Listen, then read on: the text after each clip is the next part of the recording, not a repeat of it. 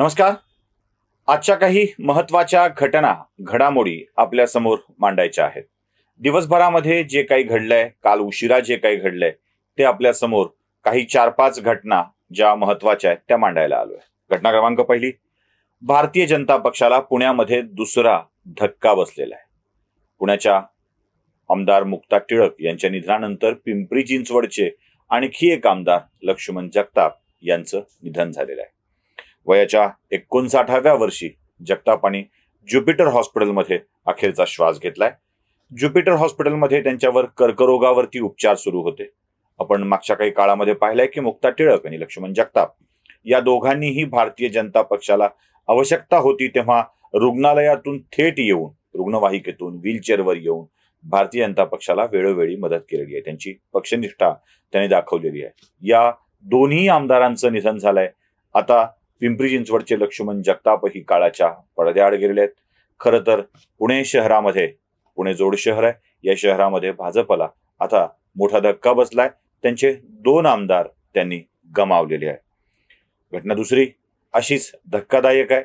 कन्नड तालुक्यातल्या आडगावमध्ये एक छोटीशी मुलगी आपल्या आईवडिलांच्या सोबत फिरायला गेलेली होती.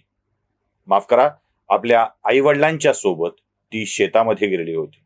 आई वडील कापूस वेचणीचं काम करत होते आणि ती बांधावरती खेळत होती.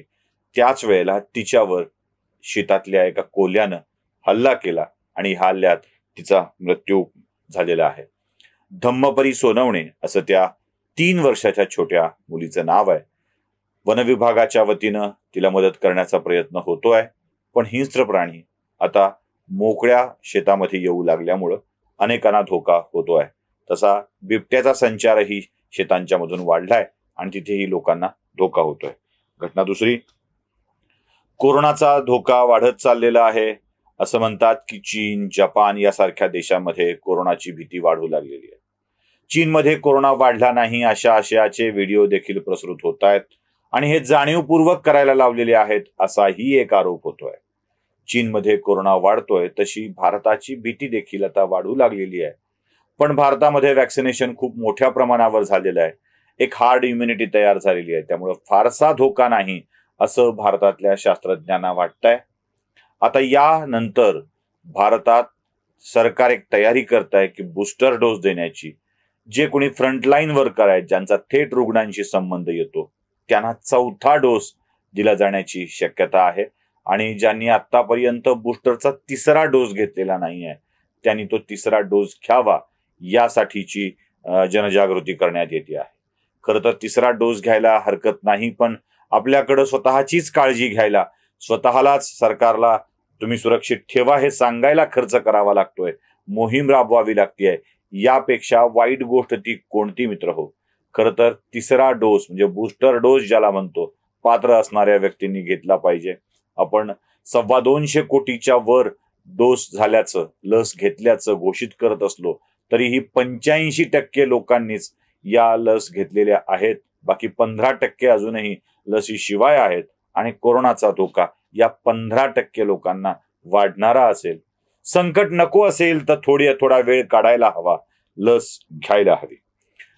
पुढची महत्वाची घटना आहे. आपण असं म्हणतो की सागरातून एक घागर काढली तर काही फारसा फरक पडत नाही, पण याच सागरात घागरभर विष टाकलं तर खूप फरक पडतो. सागराच्या पाण्यावरती, त्यातल्या जलचरांवरती, त्यावर विसंबून असलेल्या जीवांच्या वरती. आणि मुंबईसारख्या शहरात तर या समुद्रामध्ये अक्षरशः रोज विष ओतलं जात होतं. मुंबई आणि उपनगरांच्या मध्ये मिळून 28 मोठ्या नाल्या आहेत. मोठे नाले ज्याला म्हणतो आपण, अशा 28 मोठ्या नाल्या आहेत ज्याला नदीचं स्वरूप येतं.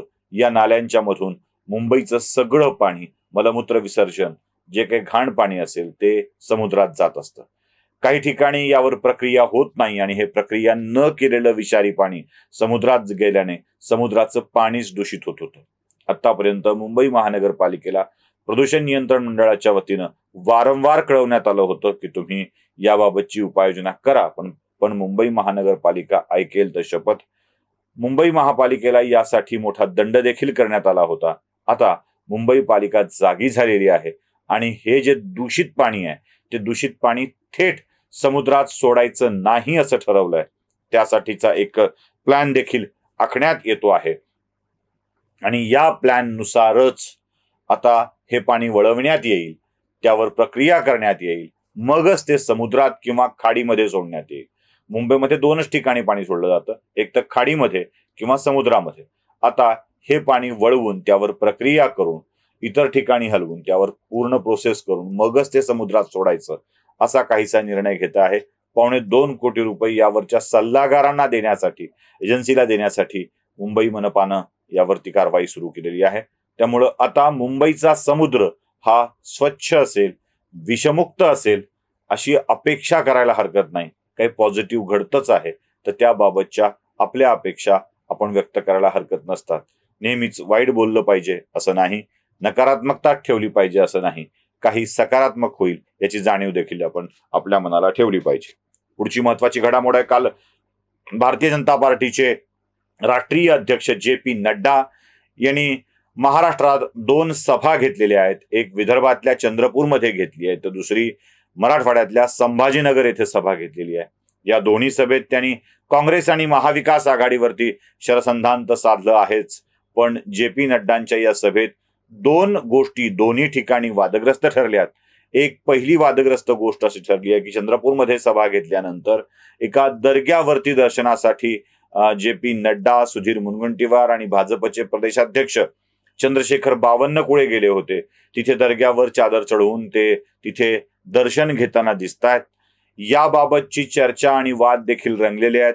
आता हिंदुत्वाचा पुरस्कार करणाऱ्या पक्षाचे राष्ट्रीय अध्यक्ष, प्रदेशाध्यक्ष आणि मंत्री दर्ग्यावर जाऊन दर्शन घेतात यावरती टीका होऊ लागली आहे. गमतीची गोष्ट अशी की जे दर्ग्यावर जातात त्याला प्रोत्साहन देतात असं म्हणणारी मंडळी जाता यावरती टीका करू लागलेली आहे. खरं तर भाजपचा कार्यकर्ता यामुळं काही पावलं मागं नक्कीच गेलाय, कारण आपलेच राष्ट्रीय अध्यक्ष मुस्लिम दर्ग्यावर जाऊन चादर चढवणार असतील तर भाजपच्या कार्यकर्त्यांनी उत्तर द्यायचं कसं, हा प्रश्न त्यांच्या समोर पडतो.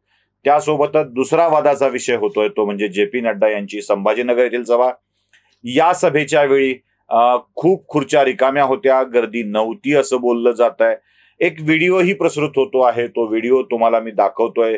त्यासोबत तुम्हाला दिसेल त्या व्हिडिओमध्ये की रावसाहेब दानवे केंद्रीय राज्यमंत्री भाषण करतायत आणि त्यावेळी महिलांच्या बाजूने असलेल्या खूप मोठ्या खुर्च्या रिकाम्या आहेत असं दिसतंय.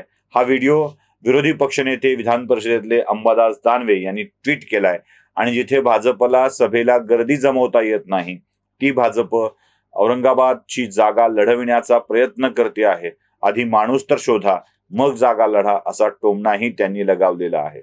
अर्थात हा व्हिडिओ सभेच्या ठिकाणचा आहे, त्यामुळे यात बऱ्यापैकी गर्दी नव्हती हे लक्षात येत आहे. संभाजीनगरच्या भाजपला आपण गर्दी जमवू शकलो नाहीत हे मान्य करावं लागेल. अर्थात हा जवळून घेतलेला आहे की मागच्या बाजूचा भाग रिकामा होता, कसा होता, याबाबतच्या वेगवेगळ्या चर्चा रंगतील.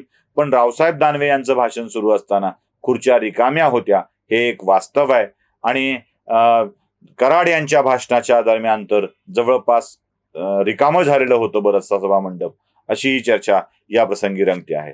हे जे.पी. नड्डा यांच्या सभेतले 2 वादाचे मुद्दे आहेत आणि त्यासोबत एक प्रश्नही आहे की खरंच भारतीय जनता पक्ष संभाजीनगर, परभणी, धाराशिव, हिंगोली या जागा लोकसभेसाठी लढणार आहे का, आणि लढणार असेल तर मराठवाड्यात बाळासाहेबांची शिवसेना या पक्षासाठी कोणत्या जागा शिल्लक ठेवणार आहे, यावरचा एक सविस्तर व्हिडिओ आपण करणार आहोतच. फक्त आता तुम्हाला मी एक महत्वाची घडामोड म्हणून सांगितली.